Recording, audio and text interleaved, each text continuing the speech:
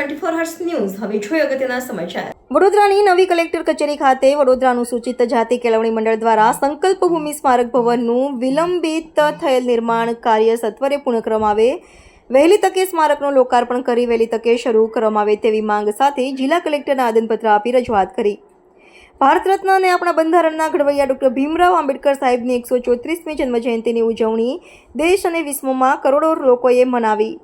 વડોદરા શહેરમાં 118 વર્ષ પહેલાં ડૉક્ટર બાબા સાહેબને ભેદભાવભર્યા અને અમાનવીય વ્યવહારો થતા દુઃખી હૃદયે કમાટી બાગમાં એક વડના ઝાડ નીચે ચોધાર આંસુ સાથે સમસ્ત ભારતમાંથી અમાનવીય ભેદભાવો અને શોષણ દૂર કરવા ઐતિહાસિક સંકલ્પ લીધેલ તેના પરિણામ સ્વરૂપે આ સંકલ્પ સ્મારક ભૂમિ દર્શનાર્થે ઋણ અદા કરવા વર્ષોથી દેશ અને વિદેશથી મહાનુભાવો અને જનમેદની આવે છે। દર વર્ષે ડૉક્ટર બી.આર. આંબેડકર સાહેબની જન્મજયંતિ, તેમના સંકલ્પ દિન અને તેમના નિર્વાણ દિન નિમિત્તે લાખો લોકો આ ઐતિહાસિક સંકલ્પ સ્મારક ભૂમિ પર આવે છે। તે પાવન સંકલ્પ ભૂમિ સંદર્ભે લોકલાગણી અને માંગણીને માન આપી ગુજરાત સરકારે આજથી 7 વર્ષ પહેલાં સંકલ્પ ભૂમિ સ્મારક ભવન ડૉક્ટર બાબા સાહેબ આંબેડકર મ્યુઝિયમ કરોડો રૂપિયાના ખર્ચે લગભગ 3 વર્ષથી સ્મારક તૈયાર થઈ ગયેલું છે, પરંતુ તેમનું લોકાર્પણ કેમ થતું નથી અને લોકો માટે કેમ ખુલ્લું મુકાતું નથી તે સમજાતું ન હોય એક મોટો પ્રશ્ન છે।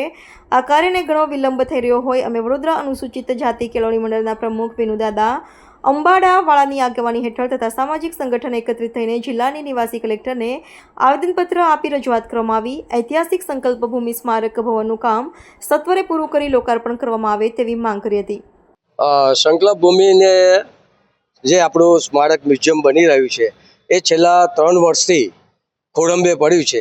કામ બની ગયું છે, કામ પૂર્ણ થઈ ગયું છે એવું અમારા સંયોજકો તેમજ ઘણા કડવશીલ મિત્રોએ જોયું છે 14 તારીખે, પરંતુ એનું કાર્યનું જે લોકાર્પણ કરવા માટે જે વડોદરા મ્યુનિસિપલ કમિશનર તેમજ મેયર જે ખૂબ રમી રહ્યા છે અને અમારા જે અનુસૂચિત જાતિના લોકોને જે અન્યાય કરી રહ્યા છે એ માટે અમે આજે કલેક્ટરશ્રીને આવેદનપત્ર આપી અને આનો ખુલાસો કરવા આવી રહ્યા છે અને અમે ટૂંક સમયમાં જો 23 સપ્ટેમ્બર સુધીમાં આ અમારું મ્યુઝિયમ ઓપન નહીં થાય તો અમે વધુ ઉગ્ર આંદોલન કરી રહીશું।